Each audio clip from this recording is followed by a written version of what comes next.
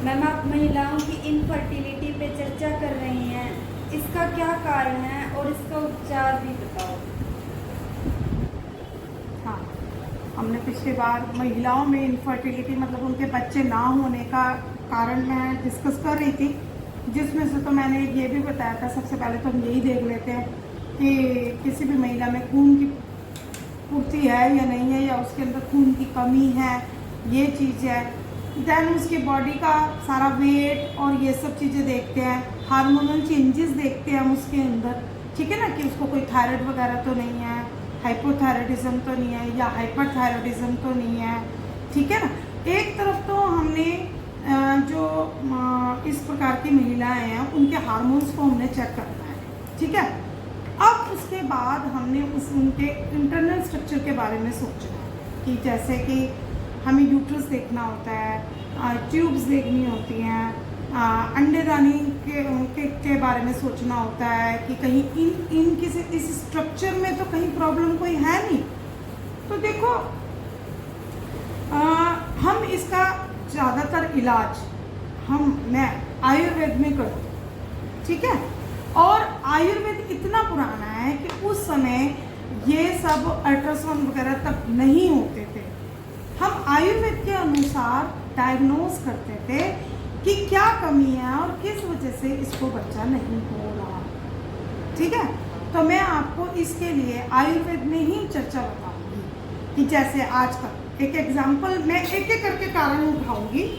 For example, सबसे पहले तो हमें ये देखना है कि महिला के अंदर अंडा बनना चाहिए, ठीक है ना। अब वो अंडा नहीं बन रहा, उसमें ज़्यादातर आज के टाइम में अल्ट्रासाउंड कराते हैं हम लोग। अल्ट्रासाउंड में ये देखते हैं कि पीसीओडी वगैरह तो नहीं है। तो आज के टाइम के हिसाब से तो उसमें हार्मोनल चेंजेस हो गए, पर पुराने वक्त में जब आयुर्वेद के अनुसार चेक किया जाता था तब हम माहवारी पे ध्यान देते थे कि क्या उसको हर महीने पे मासिक आ रहा है कि नहीं आ रहा, और वो कैसा है।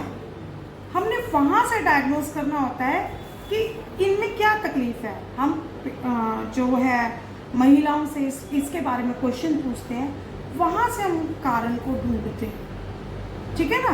तो जिसमें हम लोगों को जब ये पता चलता है कि इसको 2 महीने में आ रही है, 3 महीने में आ रही है डेट, पीरियड्स महिला को इस हिसाब से आ रहे हैं, तो हमें समझ में आ जाता है कि कहीं ना कहीं मतलब आयुर्वेद के अनुसार कोई अवरोध है, कोई ऑब्स्ट्रक्शन है एक टाइप की।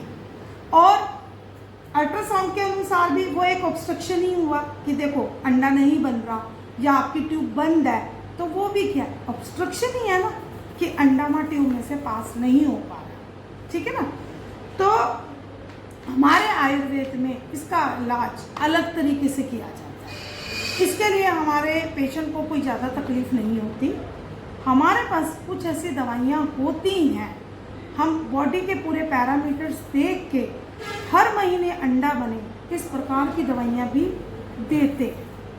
और यदि किसी की ट्यूब में ब्लॉकेज है वो हमें पता चल जाता है। वो जैसे माहवारी के बारे में बोलेंगे तो हमें ट्यूब की ब्लॉकेज भी पता चल जाती है। हम उसको खोलने के लिए भी आयुर्वेदिक दवाइयों का इस्तेमाल करते हैं।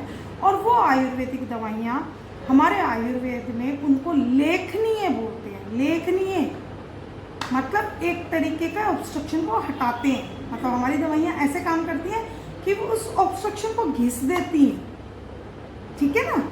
तो हम उसको आयुर्वेद में लेखनीय द्रव्य कहते हैं। और इसके हमें बहुत अच्छे रिजल्ट भी मिलते हैं, क्योंकि देखो ये सब चीज़ें तो अभी हमारे सामने आए हैं, जो मॉडर्नपैथी है सब अभी हमारे सामने है, पर आयुर्वेद में भी पहले इन चीज़ों का इलाज किया जाता था। और हम व्यक्ति की नाड़ी परीक्षण करके ही पता लगा लेते हैं कि उसके अंदर क्या तकलीफ है और उसका इलाज कर देते हैं। अब मैं एक एक करके ये बताऊंगी कि जैसे अब ट्यूब ब्लॉकेज ही लगा लो। आजकल बहुत सुना होगा आप लोगों ने कि महिलाएं कहती हैं हमने ट्यूब टेस्ट कराया, हमारी ट्यूब ब्लॉकेज है, ये है वो है, ऐसे सुना ही है ना। और वो मेरे ख्याल से काफ़ी पेनफुल प्रोसीजर भी है वो, ठीक है ना। मगर हम इसमें पेशेंट को क्या करते हैं, 3 या 4 महीने की दवाई देते हैं, आयुर्वेदिक दवाई देते हैं, जिसमें से हमें बहुत अच्छे रिजल्ट मिल जाते हैं। बेशक उसके बाद आप दोबारा ट्यूब टेस्ट करा लो, आपको प्रूफ भी मिल जाएगा, ठीक है ना। पर हमारा आयुर्वेद करने का तरीका अलग है और वो पेनफुल नहीं है और उसमें डर भी नहीं लगता किसी भी महिला। मैम कई महिलाएं ऐसी होती है जिनकी सारी रिपोर्ट नॉर्मल होती है फिर भी उनको बच्चा नहीं होता, इसका क्या कारण होता है? देखो, कारण तो हम महिला और पुरुष दोनों में ढूंढते हैं और उसका हम समाधान करते हैं, पर अभी मैं सिर्फ महिलाओं के ऊपर आपसे चर्चा कर रही हूँ। तो मैं महिलाओं के बारे में बताऊंगी कि जैसे इसने क्वेश्चन ये पूछा है, भाई पुरुष में सब कुछ ठीक है और इधर महिला में भी सब कुछ ठीक है, मगर फिर भी उनको बच्चा नहीं होता। तो हमारे आयुर्वेद में इसके अलग कारण बताए गए। मैंने आपको पहले ही बोला था कि हम 3 चीज़ों पे ध्यान देते हैं, वात, पित्त, कफ।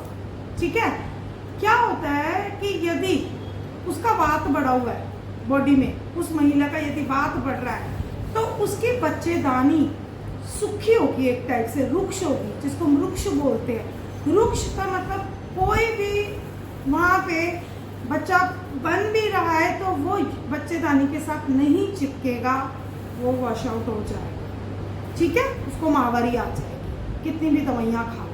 ठीक है, सेकंड होता है पित्त। यदि पेशेंट के अंदर हमें पित्त मिल गया पड़ा हुआ है, वो एक प्रकार की ऐसी सूजन डेवलप कर देता है कि जिसकी वजह से आपकी ट्यूब्स ब्लॉक हो सकती हैं, आपकी बच्चेदानी थोड़ी हैवी हो सकती है, ठीक है ना, और अंडेदानी फूल सकती है। उसमें ये कारण हमें पाए जाते हैं। हम उस चीज़ को ठीक कर देते हैं, ये चीज़ नॉर्मल हो जाती है। तीसरा, कफ। यदि हमें कफ का प्रकोप मिल जाए तो उसमें क्या होता है, बच्चेदानी इतनी चिकनी हो जाती है कि वो भी बच्चा बन भी रहा है या कुछ भी कर रहा है, वो भी वहाँ पे स्टक नहीं करेगा, आपको माहवारी आ जाए। तो आयुर्वेद के अनुसार हमारे ये पैमाने अलग तरीके के।